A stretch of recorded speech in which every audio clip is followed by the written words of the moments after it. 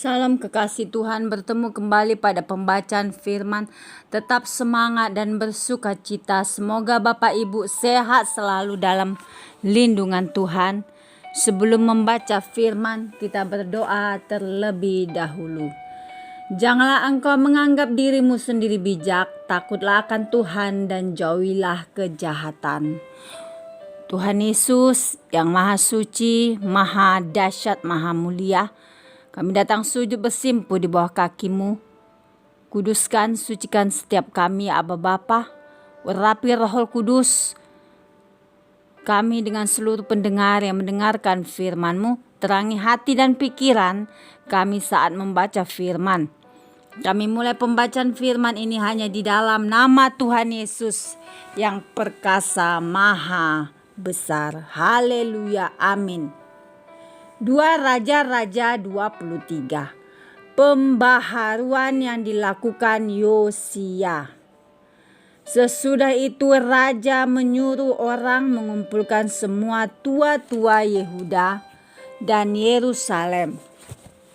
Kemudian pergilah raja ke rumah Tuhan dan bersama-sama dia semua orang Yehuda dan semua penduduk Yerusalem, para imam, para nabi dan seluruh orang awam, dari yang kecil sampai yang besar. Dengan didengar mereka ia membacakan segala perkataan dari kitab perjanjian yang ditemukan di rumah Tuhan itu.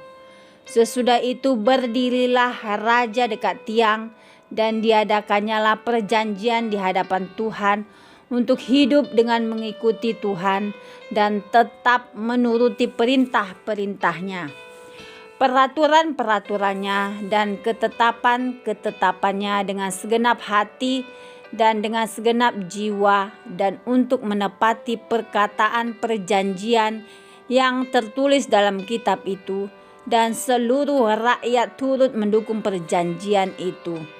Raja memberi perintah kepada imam besar Hilkia dan kepada para imam tingkat 2 dan kepada para penjaga pintu untuk mengeluarkan dari bait Tuhan segala perkakas yang telah dibuat untuk Baal dan Asyerah dan untuk segala tentara langit. Lalu dibakarnyalah semuanya itu di luar kota Yerusalem di padang-padang Kidron, dan diangkutnyalah abunya ke Betel. Ia memberhentikan para imam dewa asing yang telah diangkat oleh raja-raja Yehuda untuk membakar korban di bukit pengorbanan di kota-kota Yehuda dan di sekitar Yerusalem. Juga orang-orang yang membakar korban untuk Baal, untuk dewa matahari, untuk dewa bulan, untuk rasi-rasi bintang dan untuk segenap tentara langit. Dibawanyalah tiang-tiang berhala dari rumah Tuhan keluar kota Yerusalem ke sungai Kidron, lalu dibakarnya di situ dan ditumbuknya halus-halus menjadi abu. Kemudian dicampakkannya abunya ke atas kuburan rakyat jelata. Ia merobohkan petak-petak pelacuran bakti yang ada di rumah Tuhan, tempat orang-orang perempuan bertenun sarung untuk Asyerah. Disuruhnyalah datang semua imam dari kota-kota Yehuda. Lalu ia menajiskan bukit-bukit pengorbanan, tempat para imam itu membakar korban, dari Geba sampai Beersheba. Dirobohkannya pula bukit-bukit pengorbanan di pintu-pintu gerbang yang ada dekat lobang pintu gerbang Yosua, penguasa kota itu, yang ada pada sebelah kiri kalau orang memasuki pintu gerbang kota itu. Tetapi para imam bukit-bukit pengorbanan itu tidak boleh naik ke mezbah Tuhan di Yerusalem.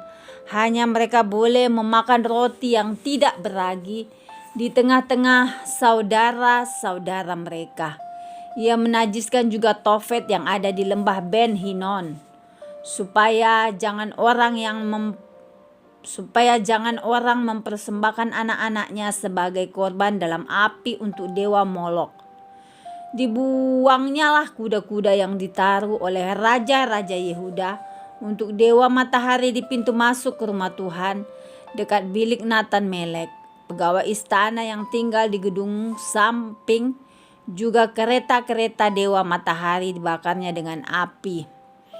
Mesbah-mesbah yang ada di atas soto tempat peranginan Ahaz yang dibuat oleh raja-raja Yehuda, dan mesbah yang dibuat Manasye di kedua pelataran rumah Tuhan dirobohkan oleh raja dan diremukkan di sana. Lalu dicampakkannya abunya ke sungai Kidron, bukit-bukit pengorbanan yang ada di sebelah timur Yerusalem, di sebelah selatan bukit kebusukan, dan yang didirikan oleh Salomo, raja Israel, untuk Asyitoret, dewa kejijikan sembahan orang Sidon, dan untuk Kamos, dewa kejijikan sembahan Moab, dan untuk Milkom, dewa kekejian sembahan orang Ammon. Dinajiskan oleh raja, ia memecahkan tugu-tugu berhala dan menebang tiang-tiang berhala, lalu ditimbuninya tempat-tempat itu penuh dengan tulang-tulang manusia. Juga mesbah yang ada di Betel, di bukit pengorbanan yang dibuat oleh Yerobeam bin Nebat, yang mengakibatkan orang Israel berdosa. Mesbah dan bukit pengorbanan itu pun dirobohkannya, dan batu-batunya dipecahkannya, lalu ditumbuknya halus-halus menjadi abu, dan dibakarnyalah tiang berhala. Dan ketika Yosia berpaling, dilihatnyalah kuburan-kuburan yang ada di gunung di sana, lalu menyuruh orang mengambil tulang-tulang dari kuburan-kuburan itu, membakarnya di atas mesbah dan menajiskannya, sesuai dengan firman Tuhan yang telah diserukan oleh abdi Allah yang telah menyuruhkan hal-hal ini. Ia berkata, apakah tanda keramat yang kulihat ini? Lalu orang-orang di kota itu menjawab dia, itulah kuburan abdi Allah yang sudah datang dari Yehuda dan yang telah menyuruhkan segala hal yang telah kau lakukan terhadap mesbah Betel ini. Lalu katanya, biarkanlah itu, janganlah ada orang yang menjamah tulang-tulangnya. Jadi mereka tidak mengganggu tulang-tulangnya dan tulang-tulang nabi yang telah datang dari Samaria itu. Juga segala kuil di bukit-bukit pengorbanan yang di kota-kota Samaria yang dibuat oleh raja-raja Israel untuk menimbulkan sakit hati Tuhan, dijauhkan oleh Yosia, dan dalam hal ini ia bertindak tepat seperti tindakannya di Betel. Ia menyembelih di atas mesbah-mesbah itu semua imam bukit-bukit di pengorbanan yang ada di sana, dan dibakarnya tulang-tulang manusia di atasnya. Lalu pulanglah ia ke Yerusalem. Kemudian raja memberi perintah kepada seluruh bangsa itu, rayakanlah Paskah bagi Tuhan Allahmu seperti yang tertulis dalam kitab perjanjian ini. Sebab tidak pernah lagi dirayakan Paskah seperti itu sejak zaman para hakim yang memerintah atas Israel, dan sepanjang zaman raja-raja Israel dan raja-raja Yehuda.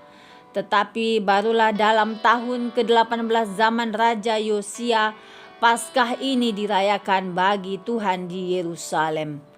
Para pemanggil arwah dan para pemanggil roh peramal, juga terafin, berhala-berhala dan segala dewa kejijikan yang terlihat di tanah Yehuda dan di Yerusalem, dihapuskan oleh Yosia dengan maksud menepati perkataan Taurat yang tertulis dalam kitab yang telah didapati oleh Imam Hilkia di rumah Tuhan.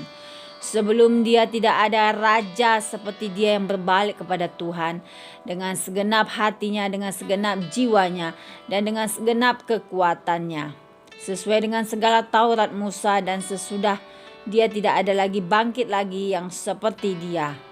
Tetapi Tuhan tidak beralih dari murkanya yang sangat bernyala-nyala itu yang telah bangkit terhadap Yehuda oleh karena segala sakit hatinya yang ditimbulkan Manasye.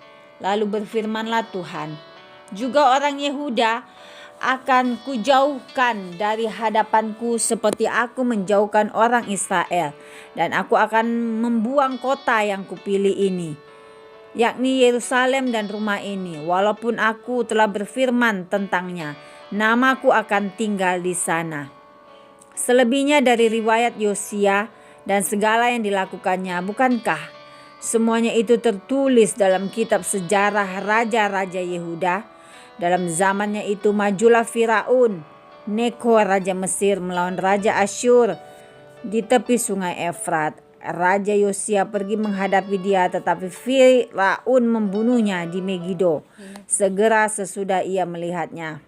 Pegawai-pegawainya mengangkut mayatnya dengan kereta dari Megido dan membawanya ke Yerusalem. Kemudian mereka menguburkannya dalam kuburnya sendiri.